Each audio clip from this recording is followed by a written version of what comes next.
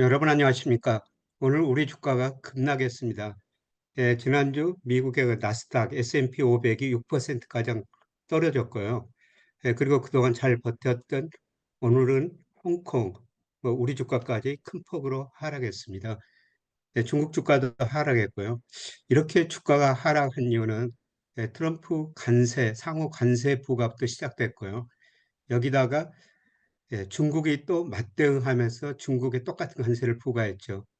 트럼프가 기존에 중국에 20% 부과했는데 상호 관세를 부과하면서 34%, 54% 관세를 부과한 겁니다. 그래서 지난주에 주말에 중국이 또 34% 관세를 부과하면서 전 세계 경제가 심각한 침체에 빠지지 않느냐 이런 우려가 대두되면서 주가가 큰 폭 하락했습니다.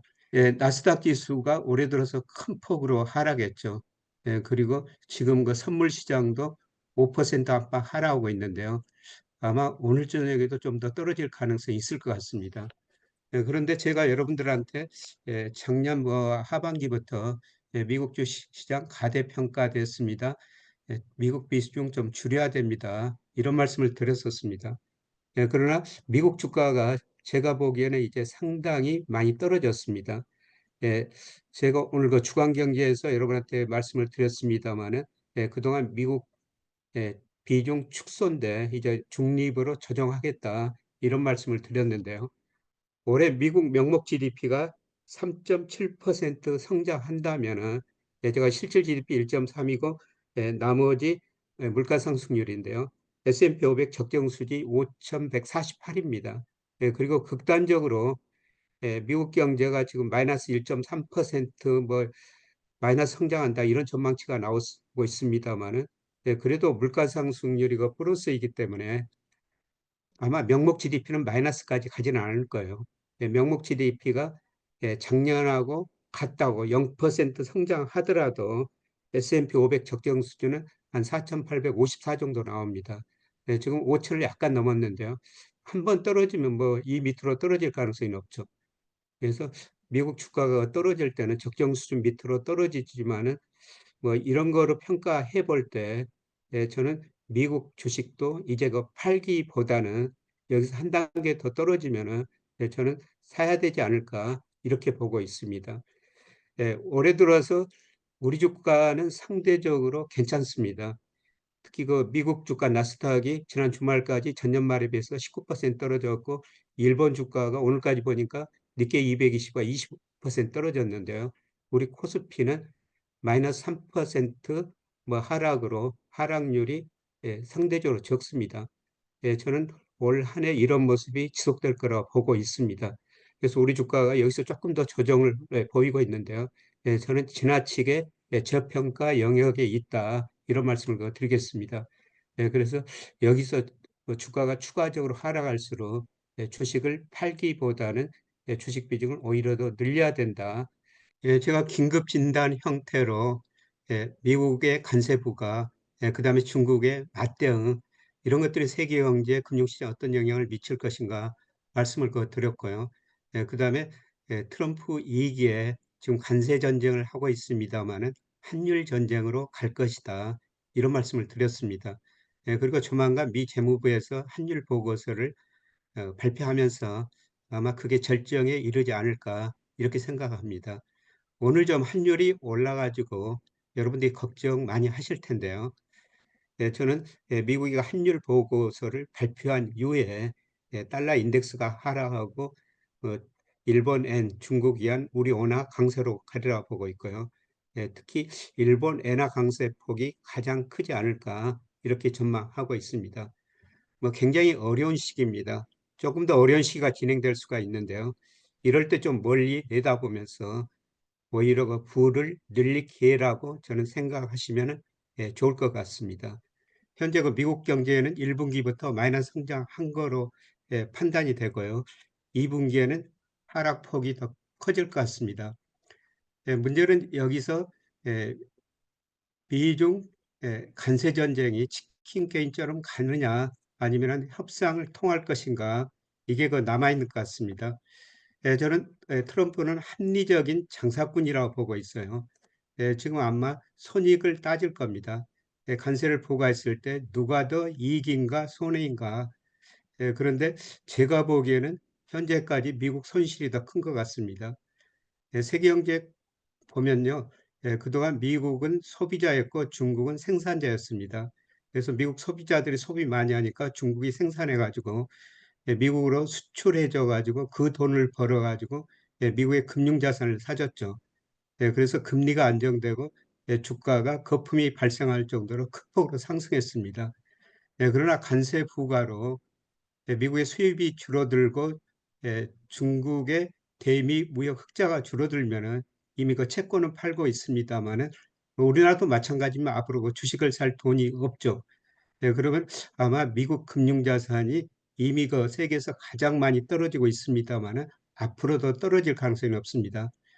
금융자산 가격이 떨어지면 특히 주가가 떨어지면 이미 그 소비 심리는 위축되고 있습니다만은 소비 심리 위축되고 실제로 소비가 줄어들 수가 있습니다. 그러면 미국 기업들이 고용을 줄일 수가 있죠. 미국 고용은 탄력적이에요. 예를 들어서 2020년 3, 4월 코로나로 미국 소비 중심으로 침체에 빠지자 미국 기업들이 그 이전 10년 동안 늘었던 일자리를 2달 만에 줄여버린 나라입니다. 아마 그 4월부터는 제가 보기에는 미국 고용이 큰 폭으로 줄어들 것 같습니다. 중국은 금융보다는 실물 경제 중심으로 성장한 나라이기 때문에 상대적으로 영향을 좀 덜 받을 수가 있습니다. 그리고 미국과 달리 미국 물가가 높은데요. 중국은 지난 2년 동안 소비자 물가 상승률이 0.2%에 불과합니다.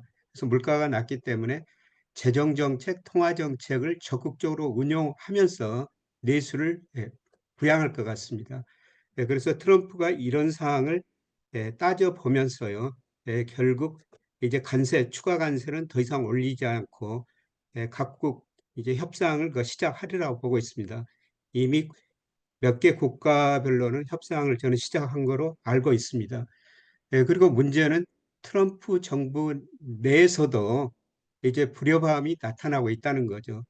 특히 그 일론 머스크가 유럽과의 무역에서는 무관세 서로 무역을 해야 된다 이런 이야기가 나오고 있고요.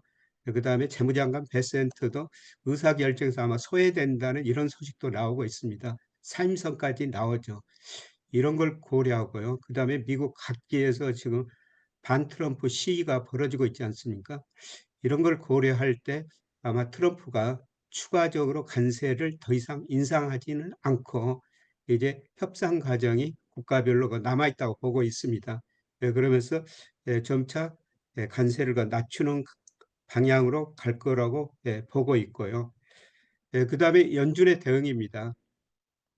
트럼프는 지난 주말부터 연준한테 금리를 내리라, 내릴 시기가 됐다.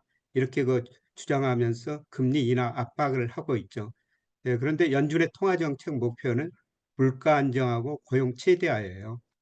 지난 3월까지는 물가가 목표치 2%보다 높고 고용도 증가했었죠.